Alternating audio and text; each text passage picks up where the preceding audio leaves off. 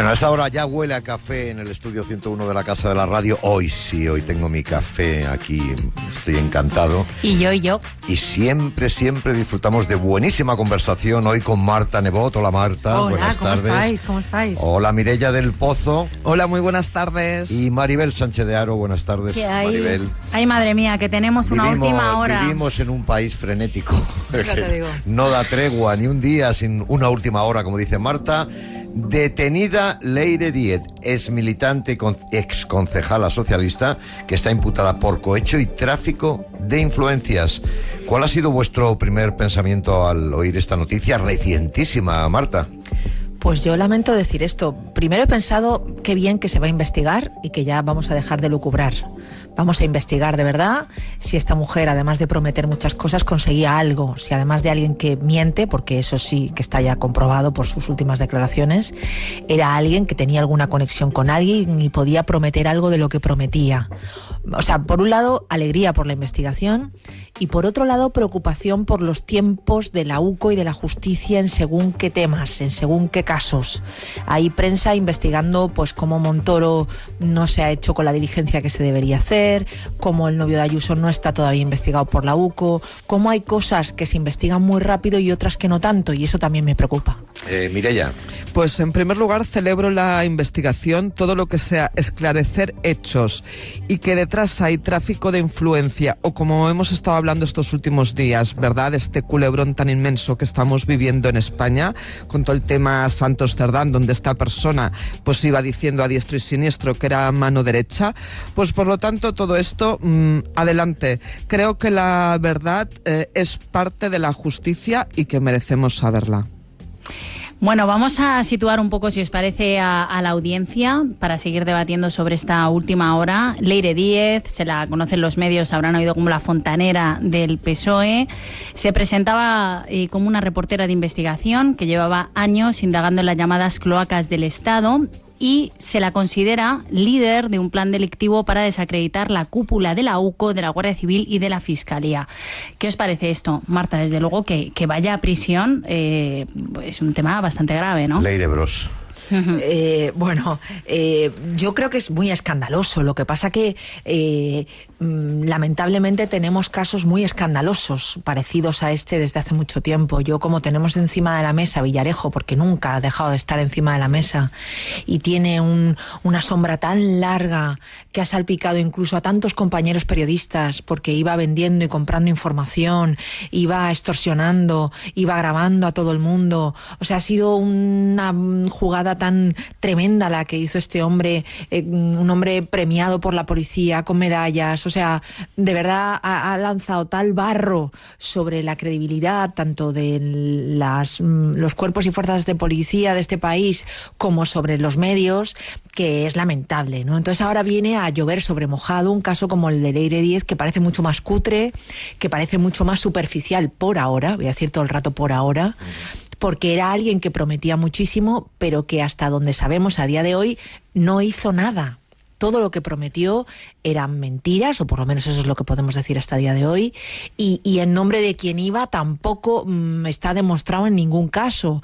Entonces, que quería sacar información para publicar libros, para extorsionar a personas, que estaba metida además con Dolcet en una trama en la que hay gente involucrada que necesitaba esa información para tratar de extorsionar por motivos personales. O sea, que todavía lo que tenemos es muy difuso, muy complicado, y aunque huele muy a podrido, de momento lo que tenemos son declaraciones de alguien que, como digo, lo único que está claro es que miente. Entonces, ¿por qué la detienen? ¿Para claro. que no destruya pruebas o por qué? Yo es que desde un punto de vista legal es lo único que veo. Hay una detención, pero por presuntamente.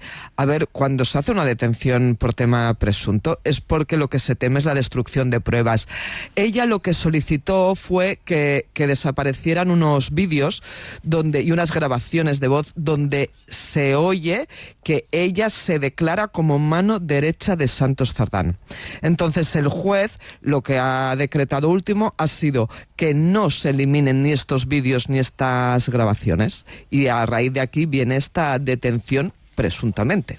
Bueno, tal vez el caso Leire Díez es un poquito chusco, ¿no? Un poquito friki. Ella se presentaba como una reportera de investigación que llevaba años indagando en las llamadas cloacas del Estado, pero de momento no se sabe nada que haya publicado, o sea que esto es todo está muy en el aire. La gran novedad es la detención.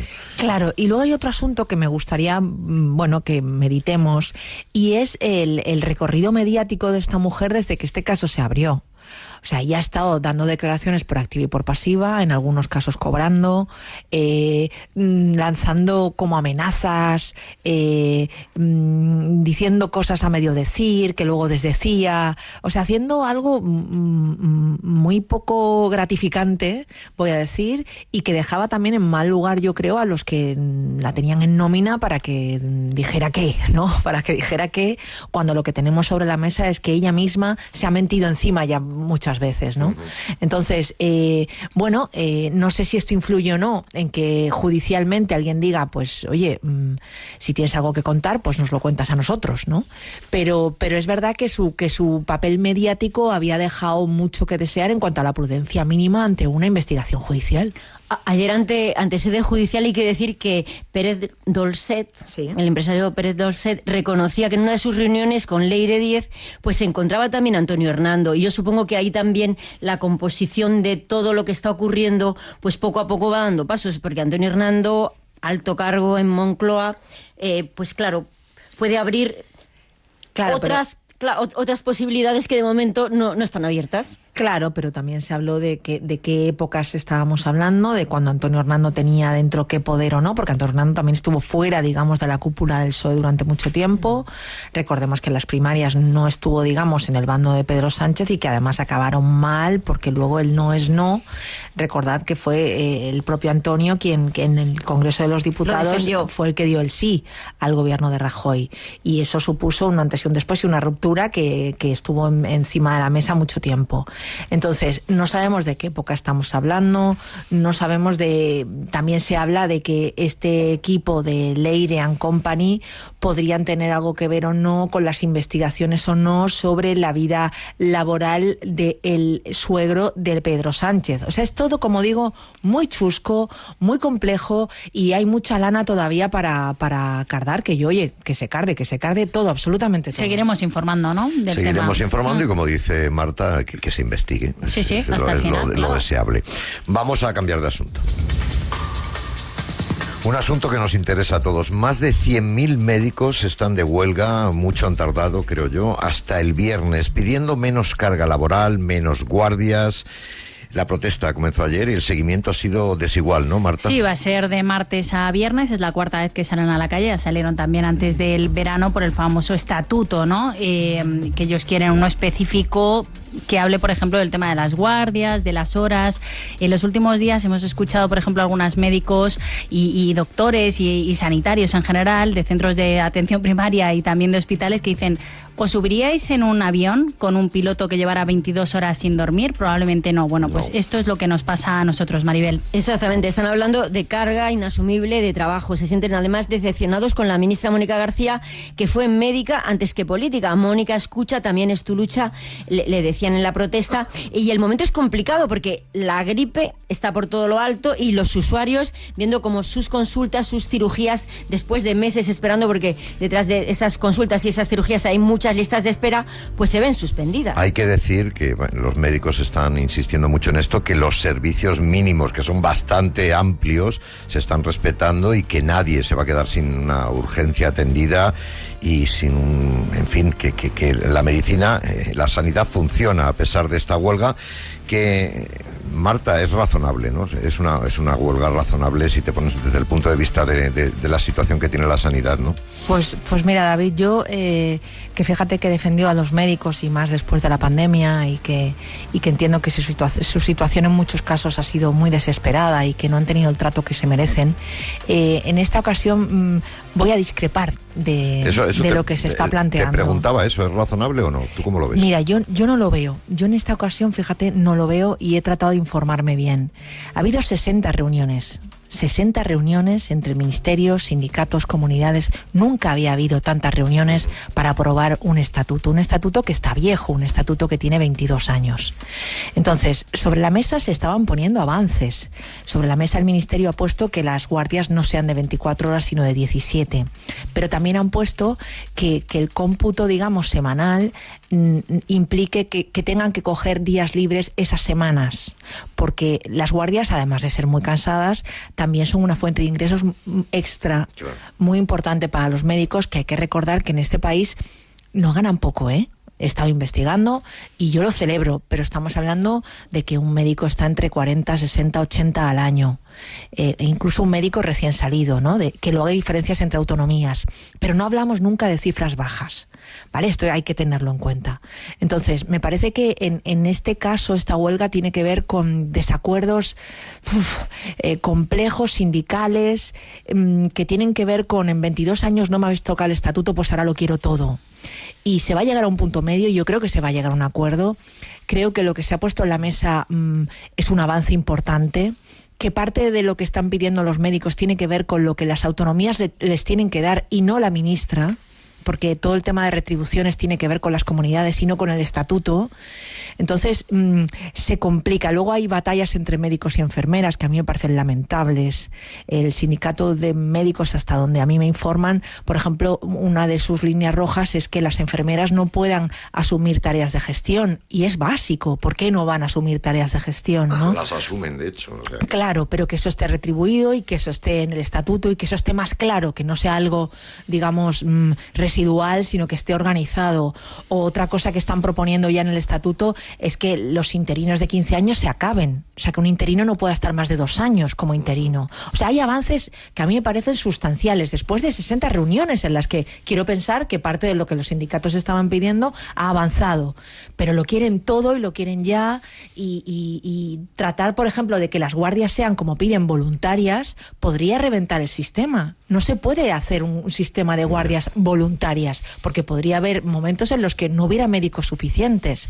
Me parece que, bueno, pues que las cosas se han podrido por muchos motivos ridículos, y que en lo mollar ya hay un medio acuerdo y que esto va a avanzar. A mí lo que me dicen es que esto va a acabar avanzando en breve. ¿Cómo lo ves tú, Mireia?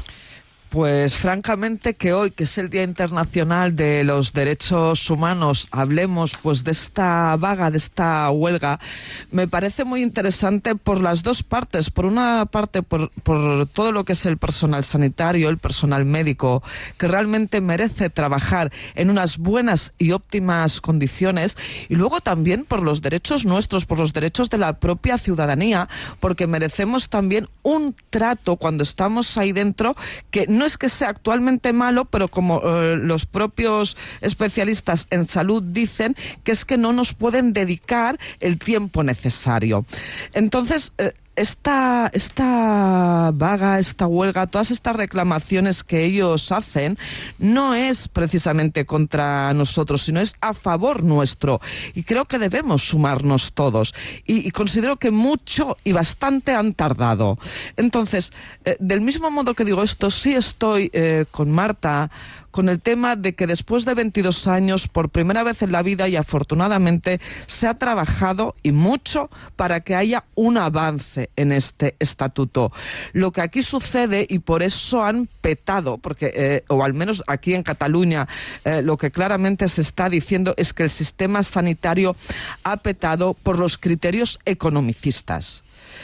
Ha habido realmente muchísima presión. Tú hablabas con los médicos y es que algunos te decían en el Hospital Clínico en Barcelona que es que les daban 3 minutos para visitar a un paciente.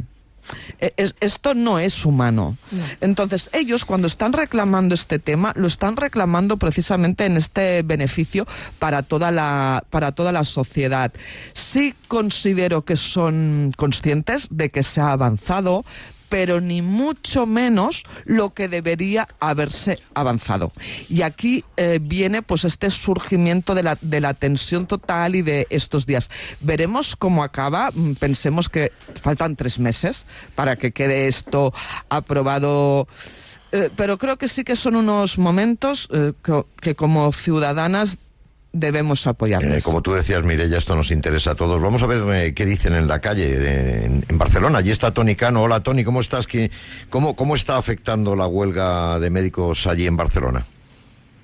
Muy buenas tardes. Pues bueno, como comentabais, esto nos incumbe a todos y es muy importante para todos, no solo para los médicos, para las médicas, es también para los usuarios. Aquí en Cataluña la huelga es algo diferente, no son los 4 días seguidos, es ayer y hoy y serán 2 días más en enero.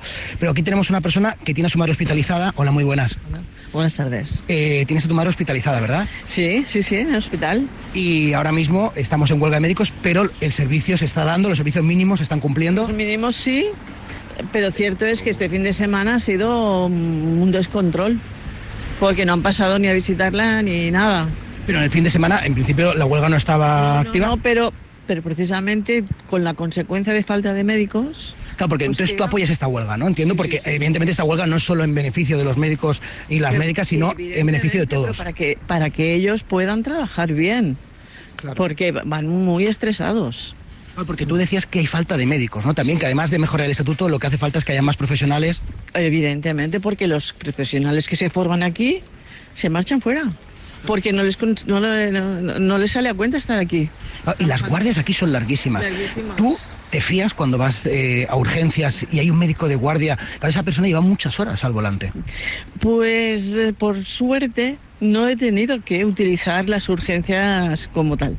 Pero sé que son muy complicadas y mucha confianza no me daría, porque sé que van a tope. Tú eres familiar de médicos, de profesionales de la medicina y evidentemente lo ves en casa lo que pasa, ¿no? Sí, evidentemente yo lo veo y los he visto en pandemia y demás y como son profesionales realmente y lo dan todo, pero no están compensados por el IX ni por ningún estamento. Claro, y estamos hablando de que la sanidad pública y universal no puede ser un negocio y no se puede cuantificar, evidentemente. Para nada. Dinero nos cuesta a todos, pero es que hay que pagarlo, porque cuando lo necesitamos estar bien atendidos. Y que los médicos y enfermeras, todo el personal sanitario sobre todo, estén bien. ¿Pero has notado alguna vez cuando te han ido a atender en alguna visita en el centro de salud que han ido un poquito más rápido porque tienen que sacar números? No diría eso, por suerte, pero yo comprendo que de 50, 60 visitas en un turno es de locos. Claro, Toni. Porque cuando salen... Lo comprendemos sí, todos, sí. Totalmente. Sí, muchísimas gracias. En fin, gracias, Toni, gracias. Y gracias a esta señora. Como decía Marta, yo creo que están condenados a entenderse, que habrá un acuerdo y veremos si llega más tarde o más temprano. Radio Nacional de España. La radio por delante. Personas con diversidad funcional. Discapacitada, de verdad. Personas con capacidades diferentes. Personas con capacidades especiales. Minusválido, menos válido. Qué guay, ¿eh? Ya te vale. Hace casi 20 años que la Convención Internacional de las Personas con Discapacidad tomó nota. Ahora te toca a ti. Somos personas con discapacidad. Las personas primero. Las palabras importan. Si tú te mueves, el mundo se mueve. Objetivo RTV. Agenda 2030. Radio Nacional de España. Seguimos en tertulia. Hablamos ahora de la mano dura de la Unión Europea con la inmigración. Los 27 han aprobado un paquete de medidas que da más poder a los países para expulsar a los solicitantes de asilo y para crear centros de deportación, Marta.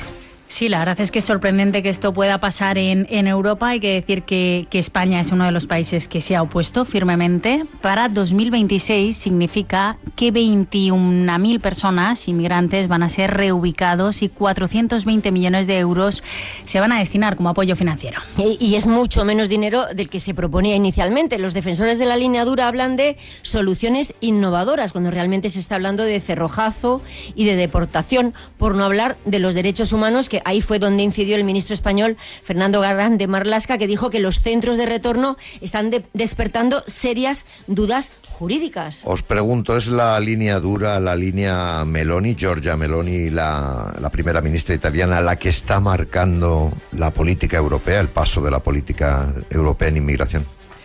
Pues bueno, fue ella la que empezó, pero hay otros países. Dinamarca ha tirado muy fuerte para que esto se apruebe.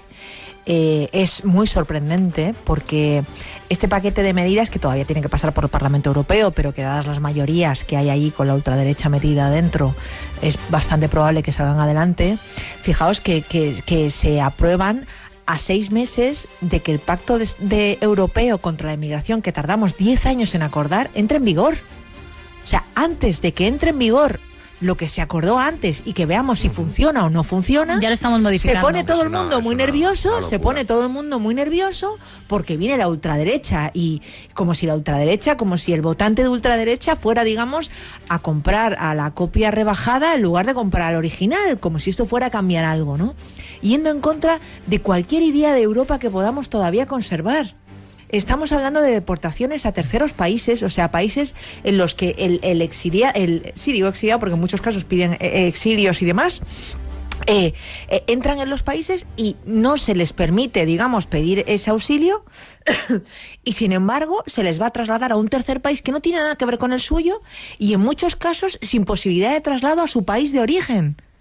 En centros de internamiento. Pero estamos hablando de tratar a los migrantes como a ganado. Esto, ¿qué influencia tiene, Mireia, todo lo que está pasando también en Estados Unidos, las últimas declaraciones de Donald Trump o la propia política de inmigración de Estados Unidos que lleva inmigrantes a El Salvador de Bukele, por ejemplo? Esto está teniendo muchísima influencia. Últimamente todo lo que estamos viendo que está pasando en el gobierno Trump, y ellos se sienten muy orgullosos, está viniendo y con mucha fuerza hacia aquí, hacia Europa, que es un tema que realmente me preocupa. Y además ellos se vanaglorian del tema, o sea, están contentos. Entonces, en estos momentos donde hay un crecimiento muy, muy grande de esta extrema derecha, este nuevo movimiento donde 27 países estén de acuerdo y con estas prisas, bueno, pues que tiene que tirar esto hacia adelante, a mí, aterrizándolo en nuestras leyes, lo que me preocupa y quiero ver qué va a pasar en los 3-4 próximos meses es si realmente encaja entre el derecho internacional y el derecho comunitario. Muchas veces confundimos estos dos derechos.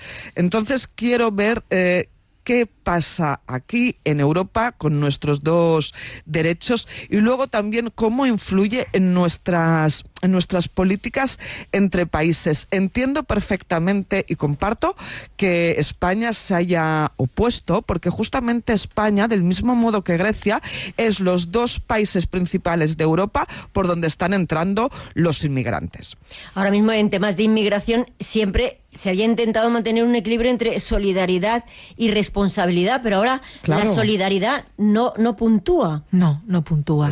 Y creen que esto va a ser disuasorio para que la gente desesperada que trata de entrar ilegalmente en los países o los que vienen a pedir asilo van a dejar de hacerlo. Me parece que es no entender la situación. Mira, pero hay un tema... No están entendiendo nada. Mira, el ministro de Dinamarca, el ministro de Interior de Dinamarca, que realmente ha sido muy duro y ha apostado por la seguridad, puedo entenderlo porque puedo entenderlo si realmente miramos este tema de la seguridad, porque no sé si habéis ido o no alguna vez por donde entran aquí en España. A mí fue la visita más bestia que tuve en 2024, cómo estaban entrando las pateras, y posteriormente estuve con las niñas y los niños que entraban y hacían dibujos. Ellos cuando llegan, pues bueno, España les da un acompañamiento y pueden hacer una serie de dibujos. Estos dibujos son francamente bestiales para las personas que sabemos entenderlo. Tú desde fuera lo puedes ver y ves pues colores, personas ahí en este barco. Bueno, cuando realmente lo miras con la lupa que se tiene que mirar, lo que ves es que hay violaciones. ¿De acuerdo? Se está violando a la madre, o se está violando a la hermana, o se está violando al niño pequeño. Esto lo vengo a explicar porque lo que sucede ahí es una vulneración total de derechos humanos y que el ministro de Dinamarca, precisamente en esta seguridad, lo que está hablando es que se tiene que controlar porque hay un tráfico de seres humanos. Claro.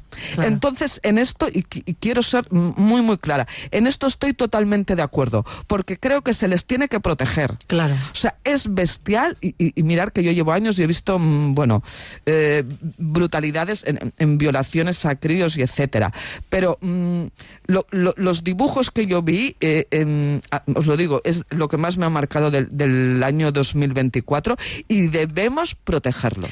Claro, pero si protegerlos es machacarlos, no. Si protegerlos es enviarlos a cárceles extracomunitarias, a mí me parece que hemos perdido el norte. O sea, me parece que si no pueden controlar el tráfico de personas, si no podemos hacer más por la cooperación internacional, porque en los países de origen estén un poco mejor, porque los países que pueden controlar estos flujos migratorios lo hagan sin palo, porque yo me estoy acordando mucho de Libia, me estoy acordando de cómo la Unión Europea ha estado financiando durante mucho tiempo que se trate de evitar esa inmigración a base de palos fuera de la Comunidad Europea.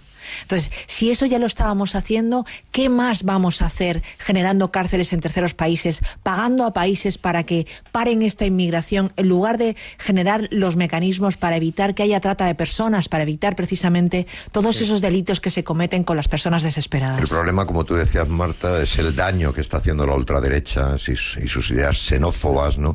Totalmente. Es la dureza de su discurso, y cuando los demás quieren ser también un poquito duros, pues como para, en fin, pero la dureza, en esto no hace falta dureza ni cárceles, hace falta humanidad y verdadera, no sé, disposición para ayudar a toda esta pobre gente. Es que precisamente Europa siempre ha sido el continente de la democracia, del abrazo, claro, de esta humanidad exacerbada, que creo que es lo que debemos apostar. Que estemos dejando entrar de esta manera tan abrupta y hasta llegar a que acabe influenciando en todos los países, que al fin y al cabo lo que se acaba haciendo es justo ir contra los derechos humanos. Pero y además contra nuestros propios intereses, Mireia. El invierno demográfico de Europa es brutal. Es que necesitamos ordenar toda esta migración, necesitamos integrarles, necesitamos que trabajen aquí, necesitamos que sigan alimentando esta Europa que podría ser tan bonita y que la estamos haciendo en algo tan feo. Necesitamos más humanidad. Vamos a tratar un último tema. Miramos a Australia, que se acaba de convertir en el primer país del mundo en prohibir redes sociales a menores de 16 años. Marta, ¿qué te parece? Hombre, yo voy a ir a casa con esta noticia en los dientes. Yo me voy a casa... Aquí en mi casa también prohibido. Noticia en los dientes. Me parece que, bueno, que esto tenía que suceder. Yo no sé si habéis sido conscientes, yo lo he sido y mucho, de este anuncio que han estado poniendo en otras cadenas de radio privadas que sí que admiten anuncios, digamos, pagados, de Meta, que decía que estaba animando a la legislación europea a prohibir el uso de redes sociales a menores y a tratar de controlar en cuáles entran y en cuáles no. Cuando las propias empresas hacen cosas como esas, es que realmente, por algo será. En fin, algo hay, y que los países se pongan a legislar y que no sean las empresas las que digan estas cosas, sino que lo digamos los que lo sabemos. Vamos a ver qué dice la gente en la calle. Tony, ¿qué te dice la gente sobre prohibir las redes a los menores de 16 aquí en España? Muy buenas, David. Pues aquí estoy delante de un colegio y aquí hay muchos padres, muchas madres, y quiero saber cómo ves prohibir a los menores de 16 años las redes sociales, como ha hecho Australia.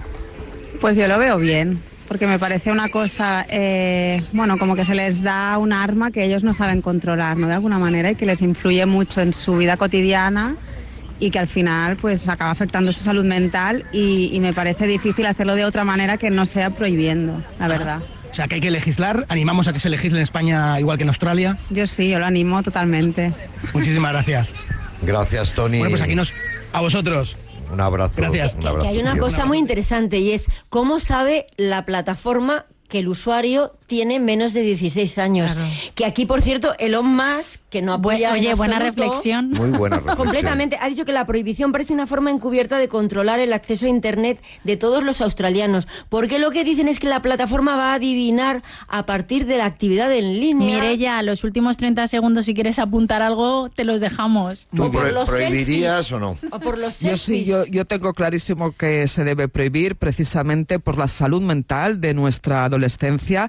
Genera una adicción muy elevada. Tenemos que tener claro que el like, solo el like, tiene el mismo efecto en el cerebro que la cocaína.